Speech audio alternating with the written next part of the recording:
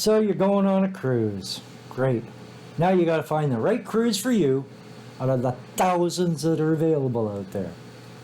I'm going to give you some tips on how to pick the right cruise line, the right ship, and the right place to cruise.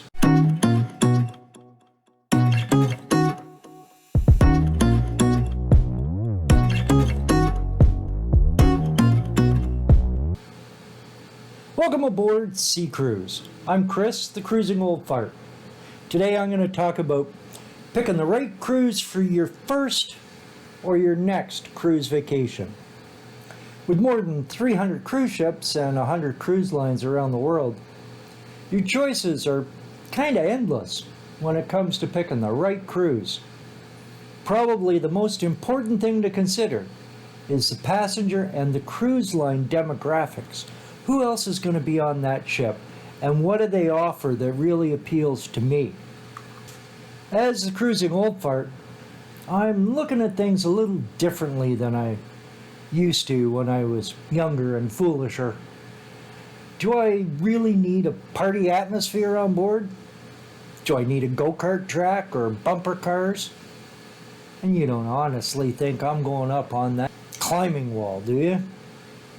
Most of those were way more attractive to me when I started cruising 25 years ago. Now, not so much. As a slightly more life experience cruiser, what do I look for now? Well, I'm looking for a slightly slower pace on board, maybe a little more refined and a little less athletic activities. I'm looking for good food, a pleasant atmosphere with people kind of my own age, not geriatric, but probably not very far off either, and good entertainment. I don't want it to be stuffy, but a full-on party 24 hours a day won't work for me either. Of course, I look at the cost of the cruise and the itinerary. I don't want to go on a cruise that I've done 6 times before. Take a look at the cruiser profile I've developed to see what kind of cruise is going to fit you and your lifestyle. There's a link below in the description if you haven't seen it already. For North American travelers, the most popular cruise length is 7 days.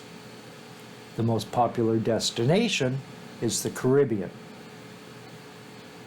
For people across the pond, cruise length is about the same, but the destinations, of course, are really different.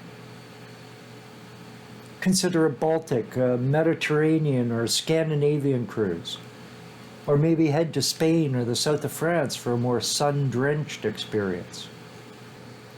Especially for the Brits out there, I really have to recommend a site called emmacruises.com. For information for Europeans and Brits. Emma is well versed in cruise travel from around the continent in the UK and can offer you much better advice than I can. Her focus is really traveling on a budget. Cruising from the UK is a lot different than North American travel.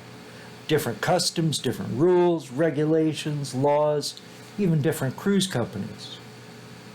For us older folks, Saga Cruises is a 50-plus cruise line with activities and destinations geared to the more life experience traveler. Again, check out emmacruises.com. But come back here when you're done, okay? So, back to my American friends. My tip for you is start off with a 7-day Caribbean cruise out of Florida. So why a 7-day instead of a 3 or a 4-day? On a short cruise, you really don't get the full cruise experience. They'll visit maybe one port or maybe only go to the cruise line's private island. The activities are likely really different to what the same line will offer on a longer cruise, and you don't really get the chance to know the ship, especially with the ships getting bigger and offering so many more venues and activities. That being said, if your budget or available time only allows you to do a short cruise, pick the cruise over staying at home. So, 7-day cruise, but why the Caribbean? Well, if you're from the west coast of North America, that's a pretty valid question. Think about doing a Mexican Riviera or maybe a Pacific coastal cruise. You'll still get that hot, sunny weather, and the ports are as good as, and some say even better, than the Caribbean ports. Unfortunately, though, there's less choice and a lot fewer cruises out of the left-hand side of North America than the right. The Caribbean, pretty much ideal for a first cruise. There's lots of destinations, interesting itineraries. There's a wide range of ships doing those trips. And getting to and from the cruise ports is relatively easy.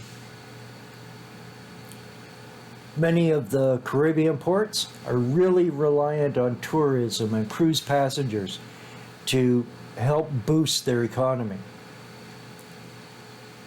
Like most cruise ports around the world, they're safe, they're friendly, and they're really geared to us folks that pop in just for a few hours. They want to make sure you have a good time, so you'll at least consider coming back, either on a cruise or for maybe a more extended stay. Let's take a look at cruise lines. Every line is just a little different. Some will focus on food, some activities, some on destinations, still others on the entertainment. The demographics on each line can vary amazingly. Some companies like Holland America in North America or Saga in Europe have a reputation for having an older, kind of more sedate crowd on board. Others like Carnival or Norwegian seem to be geared more towards the younger cruiser. In general, cruises on school breaks or holidays have more children on board. Longer cruises, more exotic itineraries, lean towards an older demographic. But don't let your age dictate which cruise line you have to go on. I know of 70-year-olds who can put a 30-something to shame when it comes to partying. They might feel it more the next day, but boy, they have a good time the night before. Over the years, our cruise tastes have changed, but I'd still consider any of the lines we've traveled with, depending on the length of cruise, the itinerary, the time of year, and the ship size. While the ships are getting bigger and bigger all the time, there's still a lot of smaller ships out there if you're looking for a more intimate, relaxed kind of atmosphere. Again, talk to your travel agent about what will suit you. They're bound to be able to steer you in the right direction. And check out other cruising resources like cruisecritic.com or emmacruises.com. Travel websites, Condé Nast or Travel and Leisure are two sites that have really good comparisons between lines and sometimes even ships within a line. Whatever you choose, your decision should be based on what you like, your likes and dislikes, your lifestyle, and your activity level. There's a cruise out there that fits for you. In the next episode, I'll go into a little more detail about different cruise lines.